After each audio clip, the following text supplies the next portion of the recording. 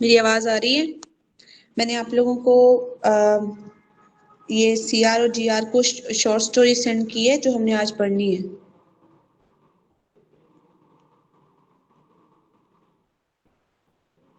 आप जरा खान इसको बॉयज वाले ग्रुप में भेज दो और फरवा आप इनको गर्ल्स वाले ग्रुप में भेज दो। जी मैम, कर दिए शेयर। ओके।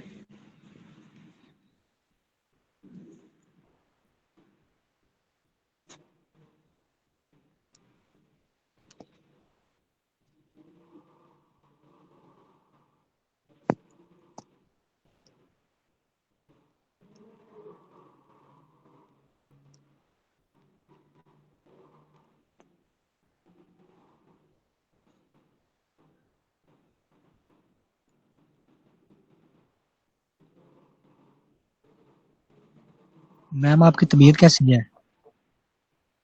अल्हम्दुलिल्लाह, मच बेटर।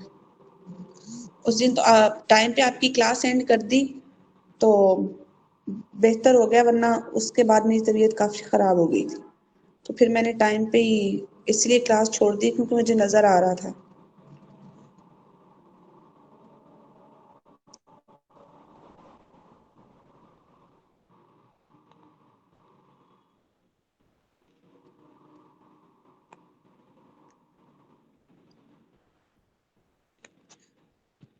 अच्छा जी। Rappaccini's daughter short story है ये, और इसका जो राइटर है Nathaniel Hawthorne, he is an American writer and he is also a short story writer who was born in 1804। और जिस एज में ये पैदा हुआ, क्योंकि ये एक आई शुड से एक रेवोल्यूशनरी एज थी, क्योंकि उस एज में बहुत सारी ऐसी पॉलिटिकल सिनेरियोज हो रहे थे यूके के यूएस के अंदर, जिसकी वजह से सैलम मैसाचुसेट्स जो कॉलोनी थी कभी ब्रिटेन की, उसमें बेशुमार ऐसे इंसिडेंट्स वाक़या हुए जिसकी वजह से यूएस में उस वक्त पॉलिटिकल सिनेरियो बहुत चेंज हो रहा था। और हॉथॉर्न जो है, क्योंकि ये सैलम से बिलोंग करता था, तो उस वक्त सैलम में एक मजहबी एक रिलीजियस फिरका जिसको आप कह सकते हैं, जिसका नाम था प्योरिटन्स।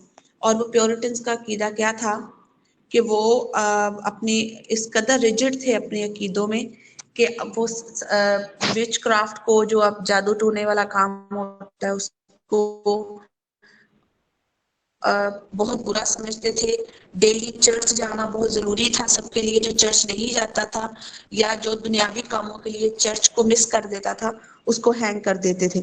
और आहिस्ता आहिस्ता ये जो मजहबी फिरका था, ये अपने आइडियाज में, अपने बिलीव्स में इस कदर रिजिड हो गया था कि इसने बहुत सारे लोगों को शक की बुनियाद पे ही हैंग करना शुरू कर दिया था, जिसकी वजह से पूरे सैलम में, जो कि कभी ब्रिटेन की कॉलोनी थी, बहुत मसाइल पैदा होने शुरू हो गए थे।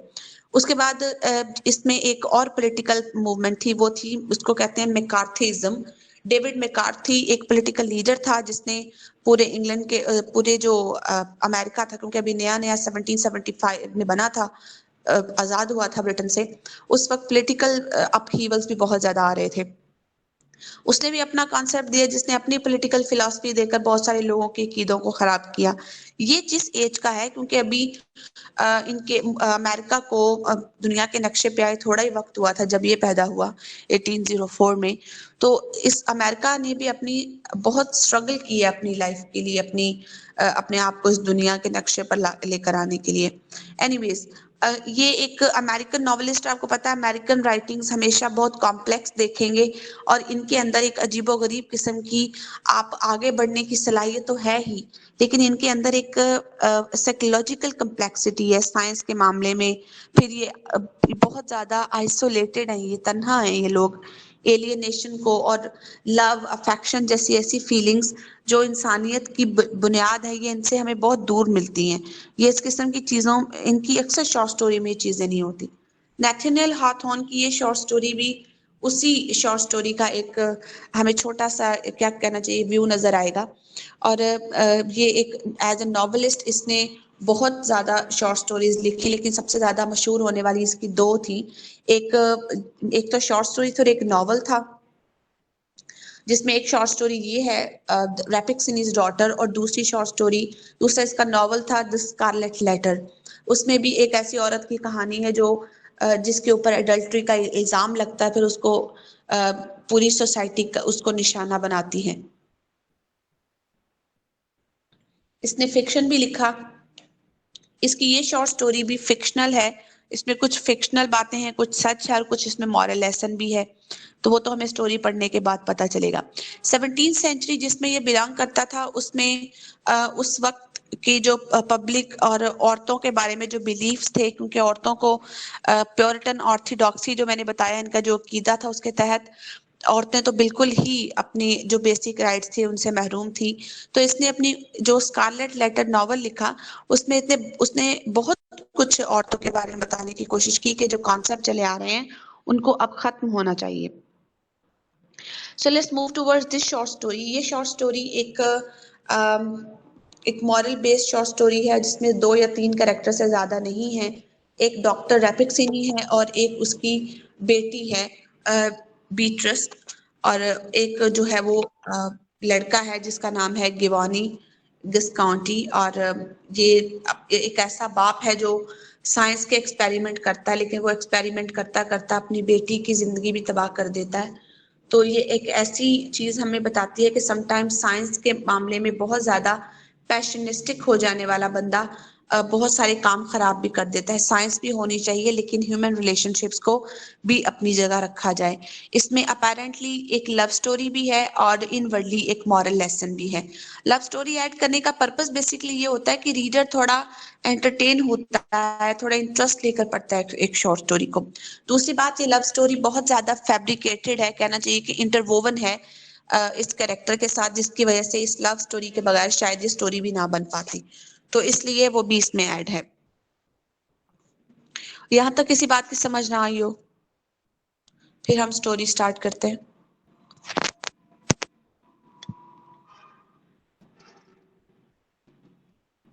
Okay. Rappaccini's daughter. A young man named Giovanni Visconti came very long ago from the more southern region of Italy to pursue his studies at the University of Padua.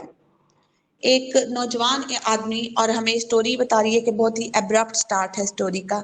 एक ऐसा लड़का जो कि सदर्न इटली से आया है, वो university of पैडुआ में पढ़ने, सदर्न से नॉर्दर्न साइड पे आया यूनिवर्सिटी में पढ़ने, जो कि यूनिवर्सिटी का नाम है यूनिवर्सिटी ऑफ पैडुआ। अपनी रिसर्च के सिलसिले में से एक प्रोजेक्ट के सिलसिले में यूनिवर्सिटी ऑफ पैडुआ भेजा गया है।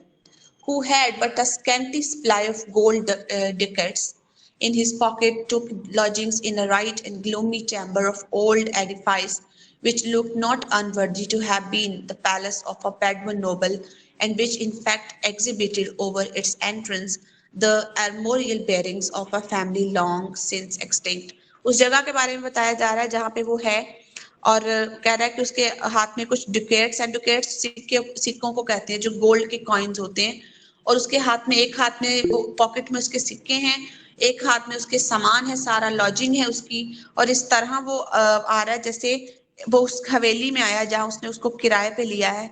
और उस जगह पे वो एडिफाइस, एडिफाइस का मतलब होता है बहुत पचीदा, बेचारा अभी उसको घर नहीं मिल रहा ना, कि वो रहे कहाँ। जैसे अक्सर स्टूडेंट्स कहीं जाते हैं तो उन्हें सबसे पहला मसला ये होता है कि वो रहेंगे कहाँ, और फिर वो अपने लिए कोई ना कोई कमरा किराए पे लेते हैं। तो इसने एक कमरा यहाँ पे किराए पे लिया जिसको वो बड़े गौर से देख रहा है, और अपना सामान हाथ में पकड़े हुए कि वो यहाँ रहेगा। उससे वो जगह, वो चैम्बर बड़ा अजीब और गरीब लग रहा है, वो कमरा, और इस तरह, और वो उसको इस चीज की निशानदेही कर रहा है कि इस जगह पहले कोई पैडुआ की कोई नोबल फैमिली रहती होगी, और उसका जो उसकी जो एंट्रेंस थी वो भी इस तरह की थी जैसे बहुत पुरानी कोई हवेली हो, हॉन्टेड हाउस हो कोई।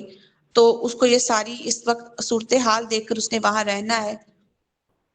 तो आगे चल के पता चलेगा कि हमें जो स्टोरी है, जो इसका मेन कैरेक्टर है जो सबसे पहले नजर आया, वो इस घर में क्यों और किस वजह से रहेगा, और आगे स्टोरी को किस तरह लेकर चलेगा।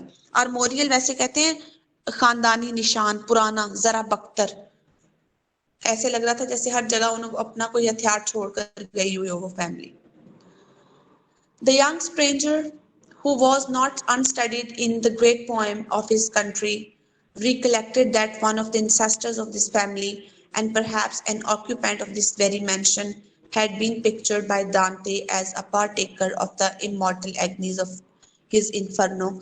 कह रहा ये नौजवान जब उस घर को खड़ा होकर देख रहा था तो उसे अजीबोगरीब लग रहा था, जैसे कभी उसने अपनी पोइट्री में दांते को पढ़ा था। दांते जो था ये ग्रीक पोइट था और ये अपनी अपनी पोइट्री में अक्सर इन्फर्नो यानी जहन्नुम के बारे में, लोगों की एसोसिएशन के बारे में, मुख्तलिफ किस्म की चीजों की पिक्चर्स बनाया करता था, इमारतों के बारे में बहुत लिखता था। तो कहता है इस घर को इस कमरे को देखकर जहां वो खड़ा था उसे दांते की पोएम याद आ रही थी जिसमें वो मुख्तलिफ इमारतों के बारे में और लोगों के बारे में, उनकी मुसीबतों के बारे में बताता है। यानी कहने का पर्पज ये है कि इंसान जब किसी स्ट्रेंजर जगह पे जाता है जहां वो पहली दफा गया हो और उसे ना पता हो वहां रहने का, तो वहां उसको अपने लिए रहना, घर ढूंढना या रिहाइश इख्तियार करना बहुत मुश्किल हो जाता है। तो उस लड़के के लिए, उस स्टूडेंट के लिए जो सदर्न इटली से नॉर्दर्न इटली की तरफ पढ़ने आया है यूनिवर्सिटी ऑफ पैडवा में, वो अपने लिए इस वक्त घर जो उसने ढूंढा है उसको वो उसका भरपूर मुआयना कर रहा है। These reminiscences and associations, together with the tendency to heartbreak natural to a young man for the first time out of his native sphere, इस किस्म की जो एसोसिएशन या यादगारें, जो यादगार ही है ना, पुराना घर है वो तोड़ा हुआ है जहाँ पे वो रहने आया है, कह रहा है इस किस्म की यादगार चीजें इस ऐसे बंदे के लिए बहुत मुश्किल हो जाता है, उस ऐसे बंदे के लिए रहना जो एक नेटिव जुबान छोड़कर एक और जगह रहने आया हो। कॉस्ट गिवानी आसाए हैविली, उसने बड़ी ठंडी आह भरी। As he looked around the desolate and ill-furnished apartment, जब वो खस्ता हाल उस अपार्टमेंट को देख रहा था जो उसे किराए पे वो लेने आया था। Holy Virgin Synod, cried old Dame Lisbetta, who, won by the youth's remarkable beauty of person, was kindly endeavoring to give the chamber a habitual air. जो होली वर्जन कहते हैं हजरत मरियम को, तो वो कहती है कि साइनर का मतलब है, इटली में साइनर कहते हैं मिस्टर को, मोहतरम को, कि तुम्हें क्या हो गया है। औरत ने उसे देखा और उसे और आगे बढ़कर जो थे कर्टन थे उसको पीछे करने की कोशिश की, क्योंकि वो चाह रही थी कि कमरे की हवा थोड़ी सी चेंज हो जाए। जहां वो इस वक्त खड़ा था उसके घर में वो रहने आया हुआ था ना, उसने उसको किराए पे दिया हुआ था वो घर।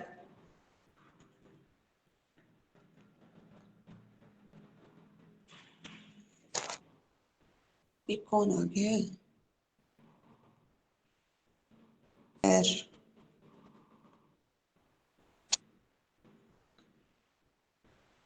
और अगर आपने कभी सुना हो, देखा तो नहीं होगा ऑब्वियसली, अगर सुना हो तो जब आप इस तरह से बाहर जाते हैं अपने लिए अकोमोडेशन देखते हैं तो आपको किसी ना किसी लैंड लेडी या लैंड लॉर्ड के पास एक कमरा किराए पे मिलता है।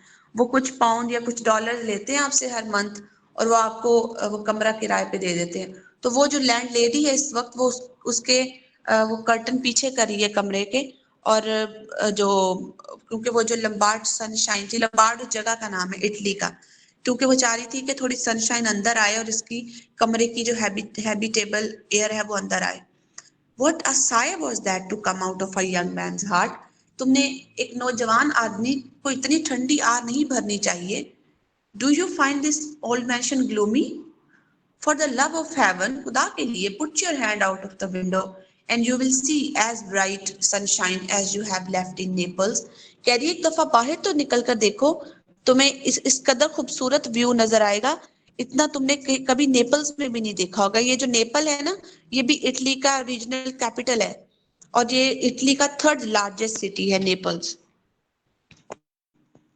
कह रही है इटली में तुमने इससे खूबसूरत मंजर नहीं कभी देखा होगा, तुम इतनी ठंडी आहें भर रहे हो, जरा बाहर तो खिड़की से झांक कर देखो। Visconti mechanically did as the old man advised, but could not quite agree with her that the Lombard sunshine was as cheerful as that of southern Italy. जाहिर है आपको अपना मुल्क ही हमेशा अच्छा लगेगा। उसने उस औरत की बात तो मान ली, लेकिन उसे ये बात उससे अग्री ना हो सका कि लंबार्ड की जो सनशाइन है वो सदर्न इटली जितनी अच्छी है।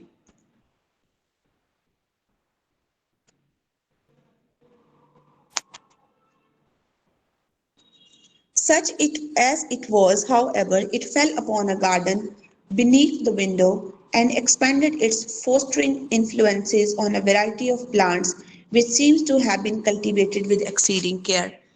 अब गिवानी ने क्या किया, विंडो से थोड़ा सा झांक के देखा ताकि थोड़ी सांस ले सके। तो उसने देखा कि उसके विंडो के बिल्कुल साथ एक गार्डन है जिसमें इतने खूबसूरत मुख्तलिफ किस्म के फूल लगे हुए हैं और फूल खुद बता रहे हैं कि उनकी कितनी केयर की गई थी और कितनी काट छांट की गई थी। Does this garden belong to the house? Asked गिवानी। गिवानी ने पूछा ये जो घर साथ है ये इनका गार्डन है? Heaven forbid, Steiner, unless it were fruitful of better pot herbs than any that grow there now. कह रही है खुद सोचो, खुदा का खौफ करो, अगर इससे जो कहती है इस किस्म की पॉट हर्ब जो कि गमलों में लगाई गई हैं तुम्हें और कहाँ नजर आएंगी? Answered the old Lisbetta, no, that garden is cultivated by the own hands of Sinder Giacomo Rapezzini, the famous doctor who I warrant him has been heard of as far as Naples. ये जो घर है, ये garden है, ये doctor रेपेक्सिनी का है जो इतना मशहूर डॉक्टर है जो ना सिर्फ यहाँ बल्कि पूरे नेपल्स तक मशहूर है। It is said that he distills these plants into medicines that are as potent as a charm। और ये भी इसके बारे में मशहूर है कि ये पौधों की इस तरह दवाई बना लेता है जिस तरह पौधों की हर्ब्स की मेडिसिन बनती हैं, ये हर्ब्स की मेडिसिन इस तरह बनाता है और इतनी कारामद होती है जैसे किसी पे जादू कर दिया हो। Often times you may see the signer doctor at work, तुम यहाँ उसे अक्सर गार्डन में आके काम करता हुआ देखोगे। As per chance, अगर तुम्हें कभी मौका मिला, the Sonora his daughter और उसकी मोहतरम बेटी, to gathering the strange flowers that grow in the garden, वो अक्सर अपनी बाप बेटी यहाँ गार्डन से फूल चुनने आते हैं। The old woman had now done what she could do for the aspect of the chamber. Old lady क्योंकि उसने उसे किराए पे देना था इसलिए वो जितनी तारीफ कर सकती थी उसने उसकी कमरे की and commanding the young man to protection of the saints took her departure, और उसे दुआएं देती हुई कमरे से निकल गई। Givani still found no better occupation than to look down into the garden beneath his window. अभी तक गिवानी को सिवाय वो साथ वाले खूबसूरत गार्डन के और कोई भी चीज वहां रहने के काबिल नहीं लग रही थी। From its appearance, he judged it to be one of those botanic gardens which were of earlier date in Padua than elsewhere in Italy or in the world.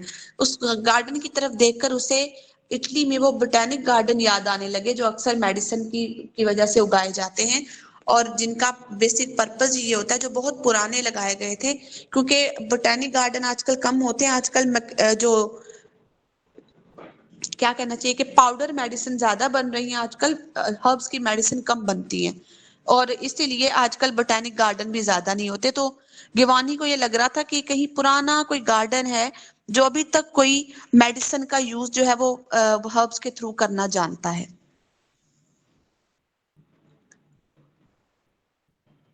Or not improbably it might once have been the pleasure place of an opulent family, और अभी भी उसे उस जगह का जो पूरे का पूरा नजारा था वो इस कदर ऑप्यूलेंट लग रहा था।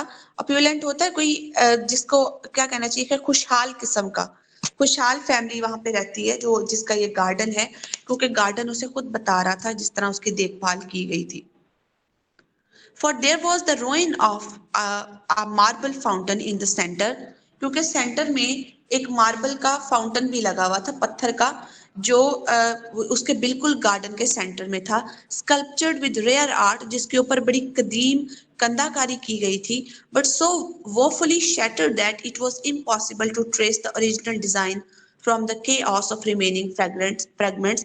लेकिन क्योंकि बहुत टूटा हुआ था तो इस तरह लग रहा था कि अब दोबारा इसको जोड़ना मुमकिन नहीं था क्योंकि बहुत बुरी तरह टूटा हुआ था वो मार्बल का fountain. The water, however, continued to gush and sparkle into the sunbeams as cheerfully as ever। लेकिन फाउंटेन में से पानी उसी तरह तेजी से गश आउट कर रहा था और उसके ऊपर सूरज की रोशनी पड़ रही थी तो वो स्पार्कल भी कर रहा था।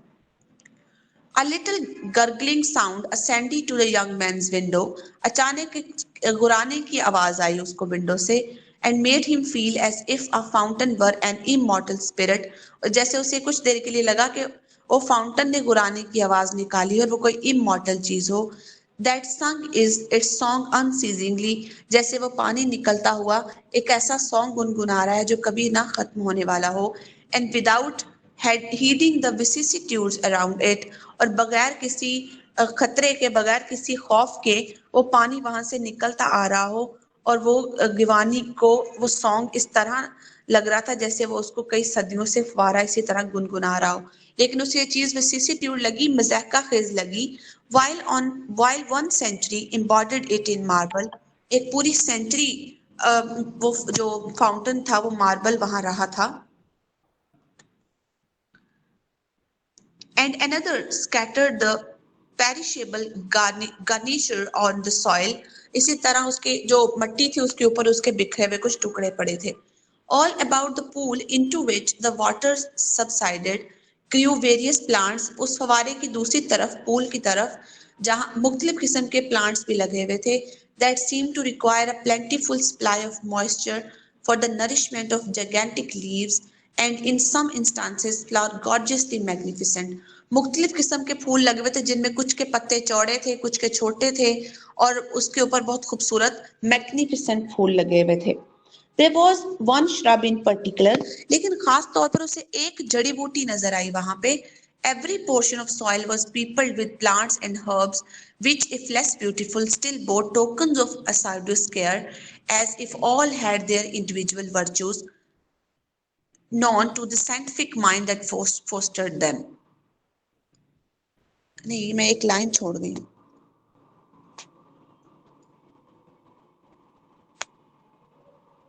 There was one shrub in particular set in a marble walls in the midst of the pool, उस पूल के दरमियान में एक मार्बल के गमले के अंदर एक खूबसूरत सी जड़ी बूटी लगाई गई थी, that bore a profusion of purple blossoms, जिसके ऊपर पर्पल कलर के फूल लगे हुए थे, each of which had the luster and richness of a gem, और इस तरह के फूल थे जैसे कोई हीरा या कीमती पत्थर चमक रहा हो, and the whole together made a show no resplendent than it seemed enough to illuminate the garden, और इस तरह लग रहा था कि उस जड़ी बूटी पे लगा हुआ हर फूल इस कदर चमकदार है कि वो गार्डन की हर चीज को रोशन कर रहा है।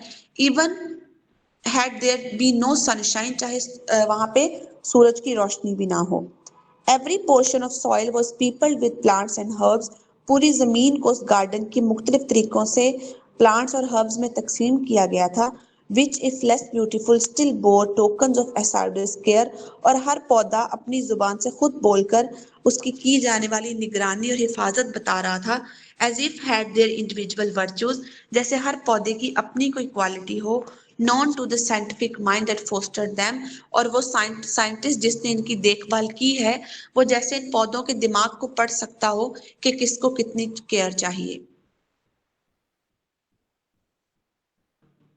Some were placed in urns, कुछ को गमलों में लगाया गया था, rich ground, कुछ को जमीन में, और climbed on high, और कुछ बेलें लगाई गई थी जो दीवार तक चढ़ाई हुई थी, using whatever means of ascent was offered them, और फिर जिस तरह वो नीचे सारी बेलें लटकी हुई थी। One plant had wreathed itself round a statue of Vertumnus, which was thus quite veiled and shrouded in a drapery of hanging foliage, so happily arranged that it might have served a sculptor for a study।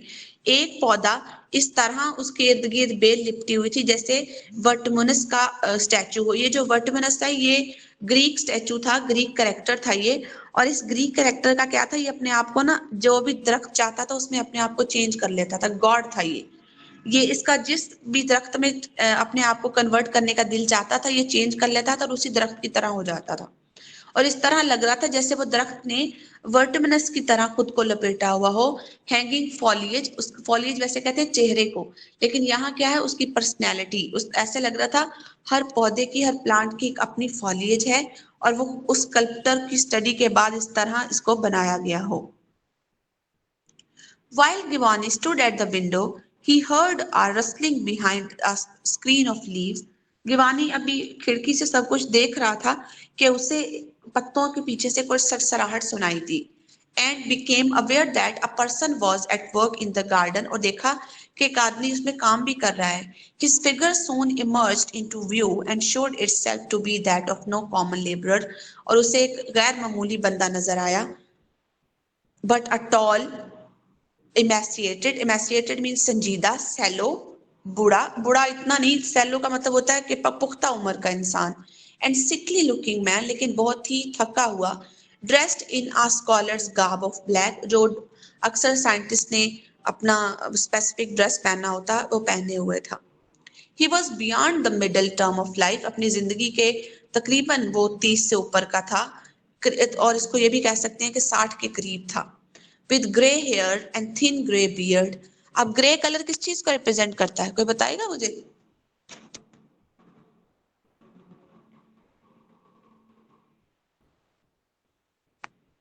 Death को। Death को, ठीक है। और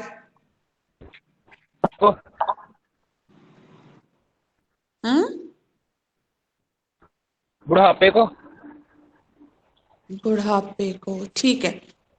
literature की term में grey colour maturity को भी show करता है। और क्यों इस वक्त इसके लिए ग्रे कलर क्यों ज्यादा मुनासिब लग रहा है? Because he is much matured scientist, और उसकी मेच्योरिटी हमें उसके साइंटिफिक एक्सपेरिमेंट्स में नजर आती है, इसलिए भी ग्रे कलर यूज किया हुआ है।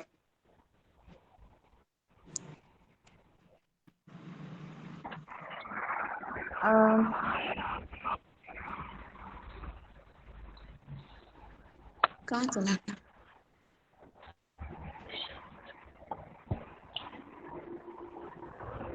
With grey hair, a thin grey beard, and a face singularly marked with intellect and cultivation, जिंदगी की मेच्योरिटी और इंटेलेक्ट उसके चेहरे से झलक रही थी, but which could never, even in his more youthful days, have expressed much warmth of heart, और उसकी पर्सनैलिटी बता रही थी कि वो अपने जवानी के दिनों में किस कदर एक्टिव और एनर्जेटिक इंसान था। Nothing could exceed the intentness with which this scientific gardener examined every shrub which grew in his path. उससे बेहतर कोई फूलों की और पौधों की तरफ देख ही नहीं सकता था, जितने गौर से इस वक्त वो आदमी हर पौधे को और हर ब्रांच को देख रहा था। It seemed as if he was looking into their inmost nature. ऐसे लग रहा था जैसे हर पौधे की फितरत जानना चाहता हो, making observations in regard to their creative essence and discovering why one leaf grew in this shape and another in that, and wherefore such and such flowers differed among themselves in hue and perfume. इस तरह गौर से देख रहा था जैसे ये जानना चाहता हो कि एक पत्ता दूसरे पत्ते से मुख्तलिफ क्यों है, और एक फूल की खुशबू दूसरे फूल की खुशबू से और रंग से क्यों मुख्तलिफ है। Nevertheless, Taham, in spite of deep intelligence on his part, there was no approach of intimacy between himself and these vegetable existence. फिर भी उसके और फूलों के दरमियान वो क्या कहना चाहिए कि इंटीमेसी नहीं लग रही थी, वो ताल्लुक नहीं लग रहा था। On the contrary, he avoided their actual touch. दूसरी तरफ वो फूलों को टच भी नहीं कर रहा था। On the direct inhaling of their odors, with a caution that impressed Giovanni most disagreeably, for the man's demeanour was that of one walking among malignant influences, such as savage beasts or deadly snakes or evil spirits, which, should he allow them one moment of license, would wreak upon him some terrible fatality.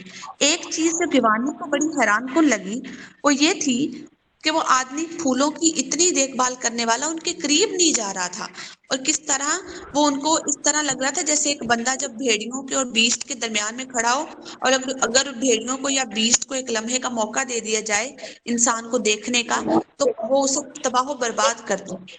तो वो इस कदर दूर होके खड़ा था उस plant से कि कहीं वो प्लांट उसे पकड़ ना ले।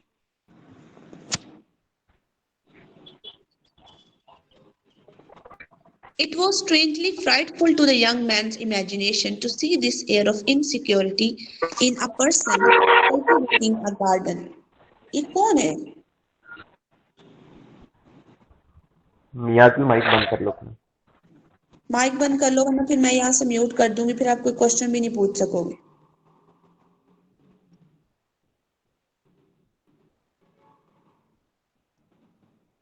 एक तो बार बार लाइन घूम जाती है।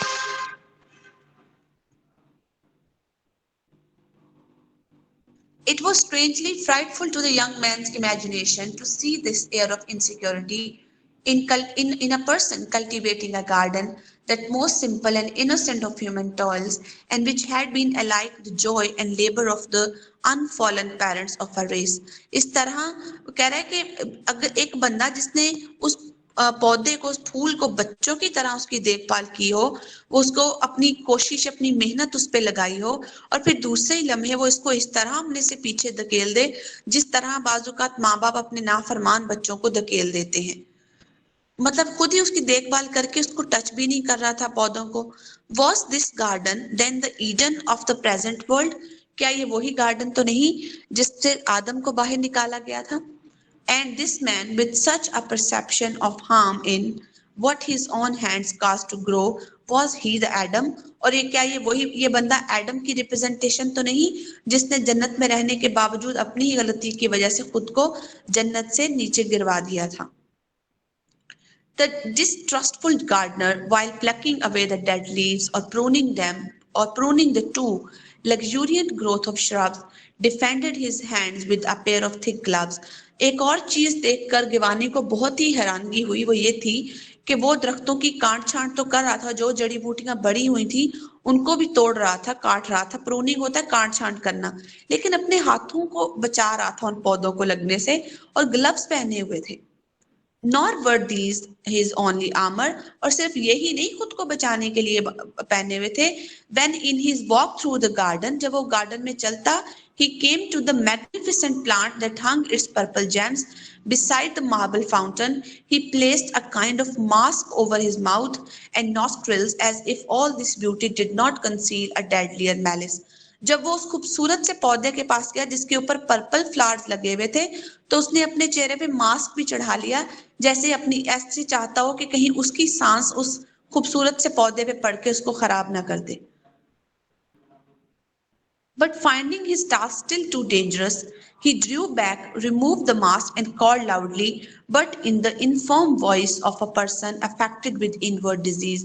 लेकिन फिर भी अभी भी उसे मास्क पहनकर भी सब कुछ डेंजरस लग रहा था। वो पीछे हटा और मास्क रिमूव करके अपने अंदर की आवाज जैसे कोई डिजीज छुपाना चाह रहा हो, जोर से उसने आवाज दी, Beatrice, Beatrice, here I am, my father. What would you? Cried a rich and youthful voice from the window of the opposite house, a voice as rich as tropical sunset, and which made Giovanni, though he knew not why, think of deep hues of purple or crimson and of perfumes heavily delectable. अब उसे एक अंदर से आवाज आई, और वो इस तरह की आवाज इस कदर यूथफुल और एनर्जेटिक वॉइस थी कि एक लम्हे के लिए गिवानी को यूं लगा जैसे बहुत ट्रॉपिकल होता है, एक वो वाले फॉरेस्ट जिसमें सारा साल बारिश होती रहे, इसमें बहुत कम सूरज निकलता नजर आता है, लेकिन उसे उस वक्त उस लड़की की आवाज ऐसी लगी जैसे ट्रॉपिकल फॉरेस्ट में सूरज निकल आया हो, और ऐसी आवाज जिसका अपना रंग, अपनी खुशबू हो, और उस खूबसूरत से पौधे पे लगे हुए फूलों की तरह हो। Are you in the garden? Yes, Beatrice, answered the gardener, and I need your help. Soon there emerged from under a sculptured portal the figure of a young girl, arrayed with as much richness of taste as the most splendid of the flowers, beautiful as the day, and with a bloom so deep and vivid that one shade more would have been too much. और उसके portal का मतलब है रास्ता, वो जिस portal से garden के रास्ते से निकलकर बाहर आई, खुद को इस कदर खूबसूरत उसने ड्रेसअप किया हुआ था और इस तरह स्प्लेंडिड लग रही थी जिस तरह वो फूल थे, और आवाज इस कदर डीप थी जिस तरह कि इससे बेहतर शेड और इससे बेहतर डीप आवाज कोई हो ही नहीं सकती। She looked redundant with life, वो जिंदगी से भरपूर थी, health and energy, all of which attributes were bound down and compressed. दुनिया की हर खूबी उसमें पाई जाती थी, as it were and girdled tensely, बहुत ही और इस तरह खुद को घेरा हुआ था मासूमियत के साथ, in their luxuriance and by her virgin zone. Yet Giovanni's fancy must have grown morbid. गिवानी ने मजीद खुद को ख्यालात की दुनिया में जाने से रोका, while he looked down into the garden from the impression which the fair stranger made upon him, as if if here were another flower, the human sister of those vegetable ones, as beautiful as they, more beautiful than the richest of them, but still to be touched only with a glove, not to be approached without a mask. गिवानी ने जो gardener था उसने अपनी बेटी के हवाले वो पौधा किया और उसको इस तरह वो लिपट गई उसको जिस तरह से वो उसकी सिस्टर हो, लेकिन अभी भी उस फूल को बगैर उन पौधे को बगैर ग्लव्स के और बगैर मास्क के टच करेगा या टच करेगी तो वो खराब हो जाएगा. As Beatrice came down the garden path, it was observable that she handled and inhaled the odor of several of the plants which her father had most sedulously avoided. एक और चीज देखी गिवानी ने कि उसका फादर जिन चीजों को वो था जिन चीजों से बच रहा था वो बार बार उनको इनहेल कर रही थी. एक सेकंड.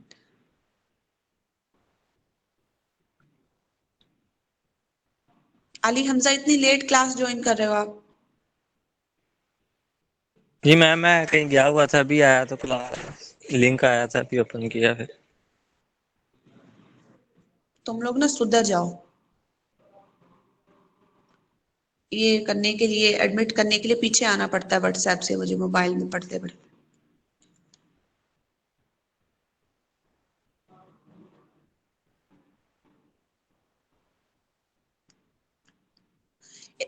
तो क्या था कि उसका फादर इवन टच करने से भी डर रहा था उन फूलों को उन पौधों को, और वो क्या कर रही थी वो हर फूल की खुशबू ले रही थी और उसको हर फूल को लिपटी हुई थी. जिन चीजों को उसके फादर ने सेडुलसली होता है मजाक का खेज, मजाक उड़ाना, पीछे धकेलना मजाक उड़ा के, वो हर चीज को पीछे कर रहा था और वो हर चीज को टच कर रही थी.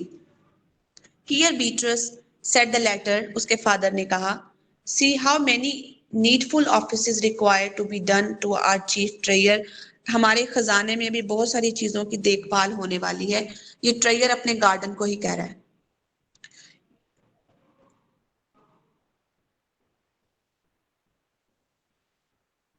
Yet shattered as I am, क्योंकि मैं अब बूढ़ा हो चुका हूँ, my life might pay the penalty of approaching it so closely. और अगर मैंने इन पौधों को बहुत करीब से देखा तो मेरी जिंदगी को भी खतरा हो सकता है.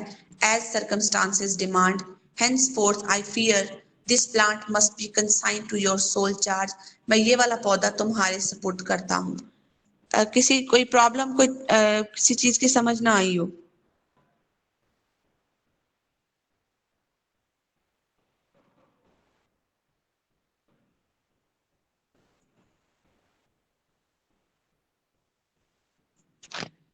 ठीक. Gladly will I undertake it. मैं इसे बहुत क्या कहना चाहिए जिम्मेदारी से कबूल करती हूँ. Cried again the rich tones of the young lady as she bent toward the magnificent plant and opened her arms as to embrace it. और इस तरह झुकी पौधे पे जैसे उसको embrace करना चाहती हो.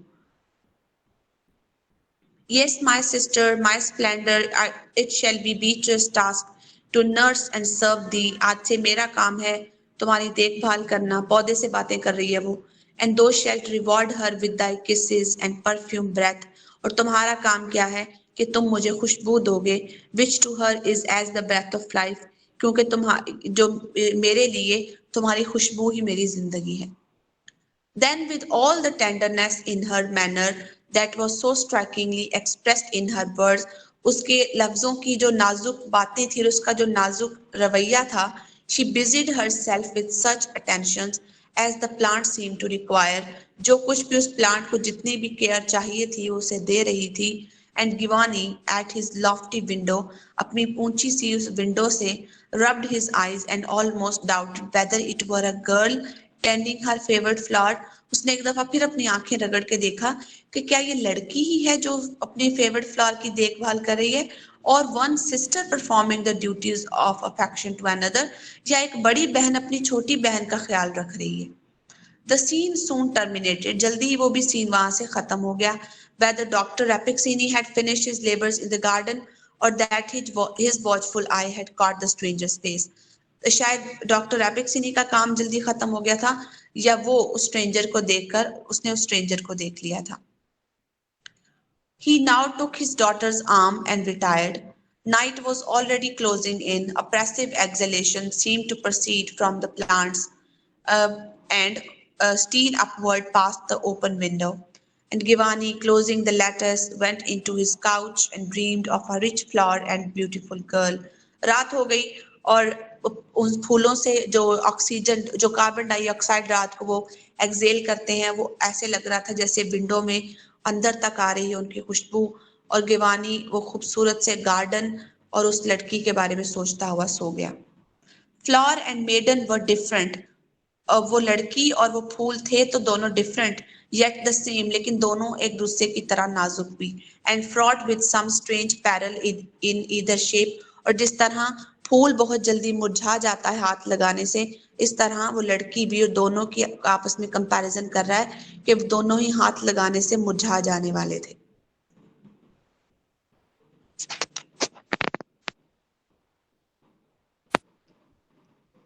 But there is an influence in the light of morning that tends to rectify whatever errors of fancy or even of judgment.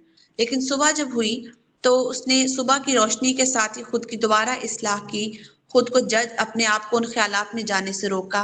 We may have incurred during the sun's decline or among the shadows of the night or in the less wholesome glow of moonshine। जिस तरह सूरज की और चांद की रोशनी पड़ती थी उस window से बाहर, उसके ख्यालात उतने उसे दूर तर ले जाते थे जो उसने खुद को अपने आप को जजमेंट में जाने से रोका।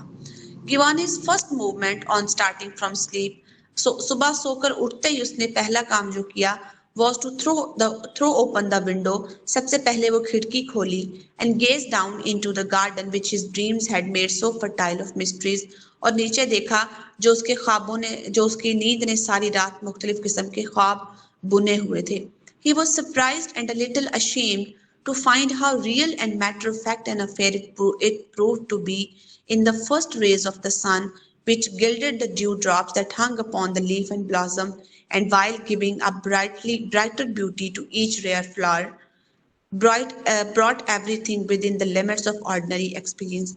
एकदम तो उसकी आंखें चुंधिया गई ये देखकर कि उन फूलों के ऊपर पड़ी हुई शबनम के कतरे इस कदर चमक रहे थे जैसे वो फूलों के ऊपर कुछ और फूल लगे हुए हों, ब्लॉसम कर रहे हों, और उसका जो हमारी जिंदगी का जो डेली और ऑर्डिनरी एक्सपीरियंस है वो इन सब फूलों से बहुत दूर हो।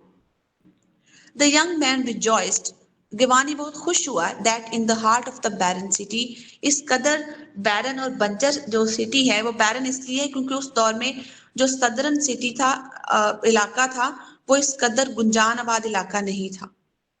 He had the privilege of overlooking this spot of lovely and luxuriant vegetation। गिवानी ये जानकर बहुत खुश हुआ कि इस किस्म की बंजर सिटी में भी ऐसी जगह मौजूद है जहां इस किस्म का खूबसूरत गार्डन है। जी उसामा, आप क्यों लेट ज्वाइन कर रहे हैं?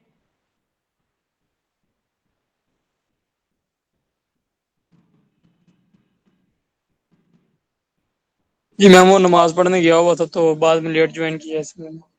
सवा घंटे की नमाज, वो भी असर की? 3:45 बजे जमात होती है इधर ना। अच्छा, जोहर की। बाकियों ने नहीं पढ़ना? असर की। अच्छा चलो, आज तो जुम्मा है ना, वैसे कौन सा तुम लोगों को असर होता है?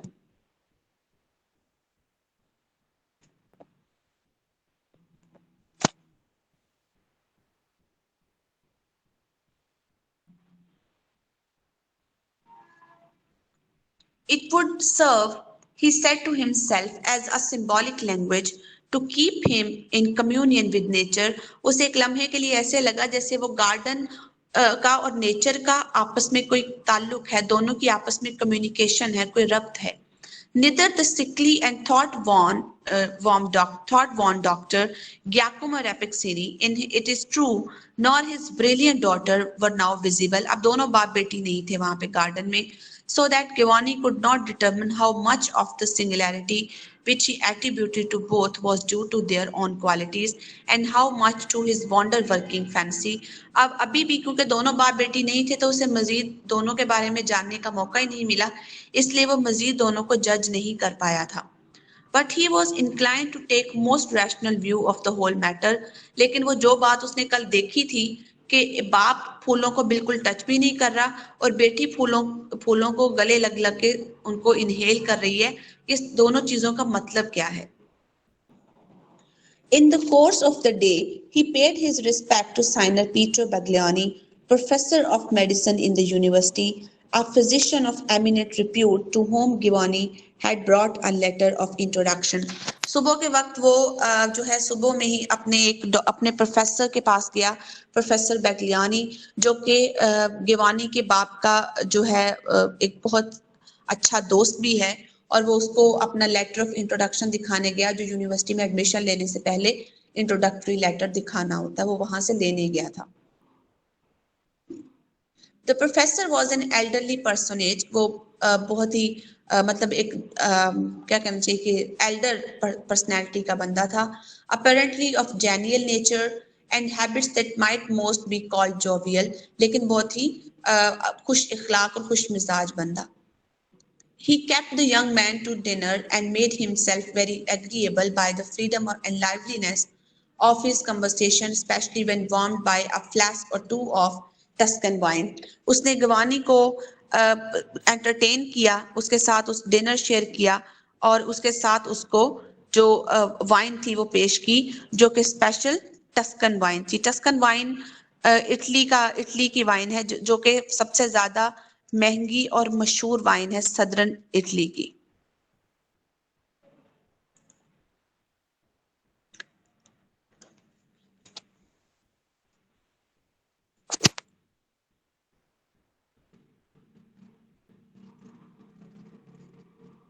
Giovanni, conceiving that men of science, inhabitants of the same city, must needs to be on familiar terms with one another, took an opportunity to mention the name of Dr. Rapezzini.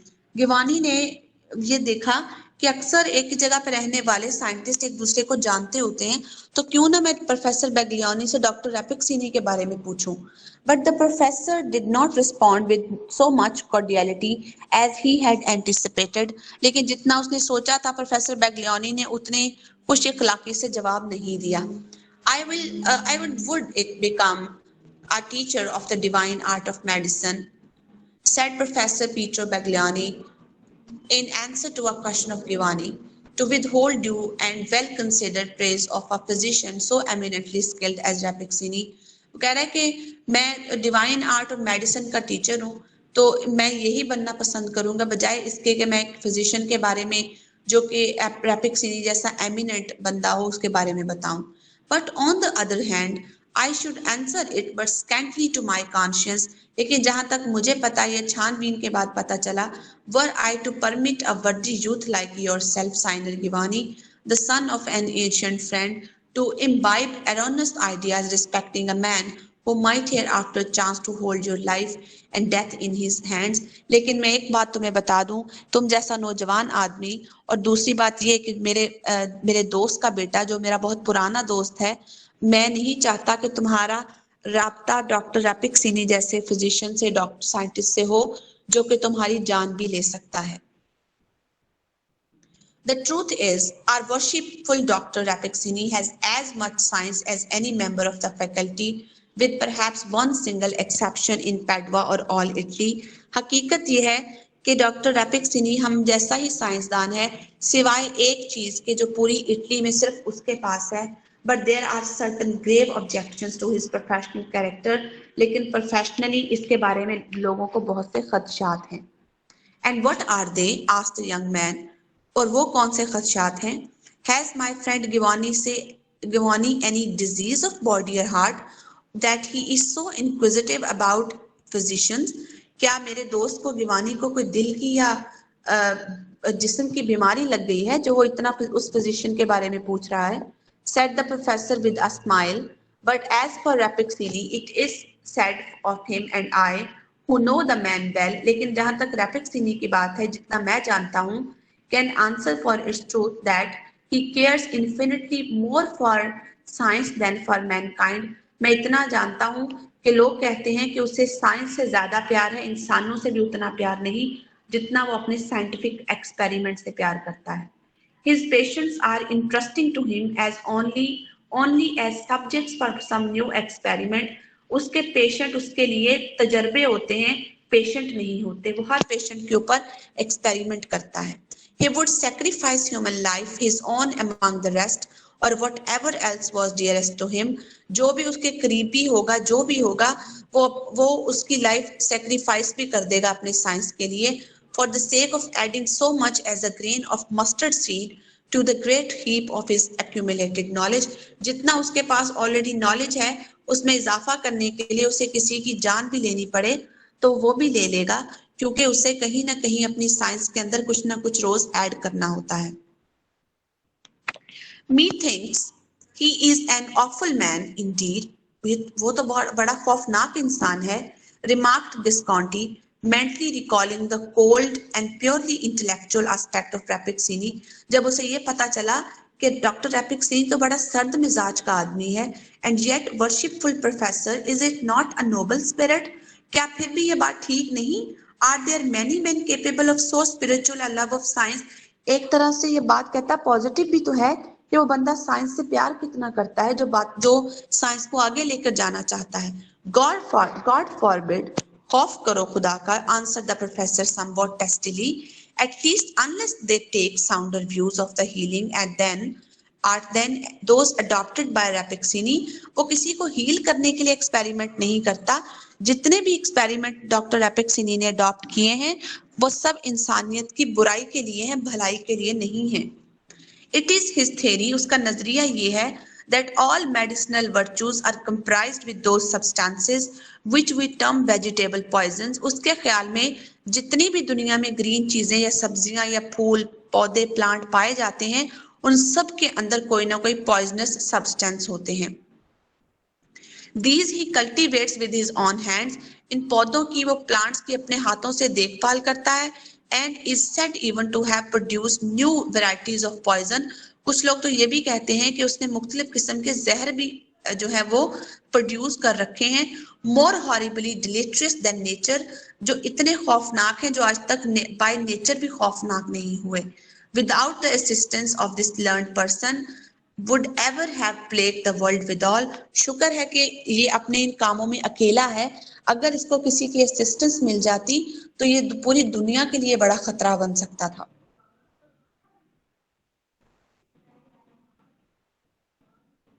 That the signer doctor does less mischief than might be expected। अभी तो शायद उसने इतनी ज्यादा बुराई नहीं फैलाई जितनी एक्सपेक्ट की जाती थी। With such dangerous substances is undeniable, लेकिन फिर भी इस चीज से इनकार नहीं किया जा सकता कि वो जो भी कर रहा है वो खौफनाक नहीं है। Now and then it must be owned he has effected or seemed to effect a marvelous cure। फिर भी कहीं ना कहीं ये सुनने में आया है कि उसने किसी बीमारी का क्योर भी इजाद कर रखा है। But to tell you my private mind, लेकिन अगर मैं तुम्हें अपनी ओपिनियन बताऊं, signer गिवानी, he should receive little credit for such instances of success, they being probably the work of chance, but should be held strictly accountable for his failures, which may justly be considered his own work। अगर इसको success मिल गई और तो क्योंकि अकेला सारे काम करता है बगैर किसी की मदद के, अगर इसको सक्सेस मिल गई लेकिन इसका कोई काम फेल हो गया, कोई एक्सपेरिमेंट फेल हो गया तो सारी की सारी जिम्मेदारी इसके ऊपर पड़ जाएगी। The youth might have taken Baglioni's opinions with many grains of alloyance had he known that there was a professional warfare of long continuance between him and Dr. Rapixini, in which the latter was generally thought to have gained the advantage। जिस तरह हर बंदे का कोई ना कोई rival जरूर होता है, इसी तरह साइंटिस्ट भी आपस में एक दूसरे के राइवल होते हैं और एक साइंटिस्ट किसी दूसरे साइंटिस्ट के एक्सपेरिमेंट को इतने खुले दिल से नहीं मानता जिस तरह प्रोफेसर बैग्लियोनी अब अपना फायदा हासिल करने के लिए डॉक्टर रैपिक्सिनी के बारे में सब कह रहा था। If the reader be inclined to judge for himself, we refer him to certain black letter tracts on both sides preserved in the medical department of University of Padua.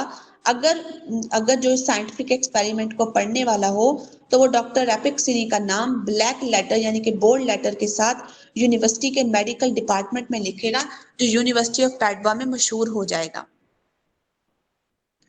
I know not, most learned professor, returned Giovanni after musing on what had been said of Rhapixine's exclusive zeal for science. I know not how dearly this physician may love his art, but surely there is one object more dear to him. He has a daughter. कहता ये तो मुझे नहीं पता कि रैपिक्सिनी अपने पौधों से कितनी मोहब्बत करता है या उसकी कितना जज्बा है साइंस के लिए, लेकिन मुझे इतना जरूर पता है कि उसे पूरी दुनिया में एक चीज सबसे ज्यादा प्यारी है और वो उसकी बेटी है। Aha! cried the professor with a laugh. So now our friend Giovanni's secret is out. अब पता चला गिवानी बार बार क्यों पूछ रहा था। You have heard of this daughter, whom all the young men in Padua are wild about, though not half a dozen have ever had the good hap to see her face. अब पता चला कि तुमने उसकी बेटी के बारे में सुना है और जिसके बारे में पैडवा के कई नौजवान ख्वाहिश रखते हैं, लेकिन डजन से ज्यादा लोगों ने तो कभी उसका चेहरा भी नहीं देखा। I know little of the Cyanara Beatrice, मुझे खुद उसके बारे में बहुत कम पता है। Save that Rhapixiene is said to have instructed her deeply in his science, and that, young and beautiful as fame reports her, she is already qualified to fill a professor's chair. मुझे इतना पता है कि वो इस रैपिक्सिनी ने अपनी बेटी को साइंस इतनी इस हद तक समझा रखी है कि उसके बाद प्रोफेसर की सीट पे बैठने के लिए वो फुल एलिजिबल है। She is already qualified. Perchance her father destines her for mine. परचांस ये भी हो सकता है कि उसे वो अब मुझे दे दे कि उसको मजीद मैं साइंस में सिखाऊं उसके बाद। Other absurd rumors there be, not worth talking about or listening to. बाकी जितनी भी अफवाहें हैं उनको मत सुनना। So now Cyanara Giovanni, drink off your glass of lacrima. इसलिए फिलहाल जो उसने उसे वाइन दी हुई थी वो उसे कह रहा था कि इसको पियो और तुम फिलहाल जाओ। ये भी नेपोलिटन वाइन है, लैक्रेमा जो है ना, ये भी आला किस्म की वाइन है।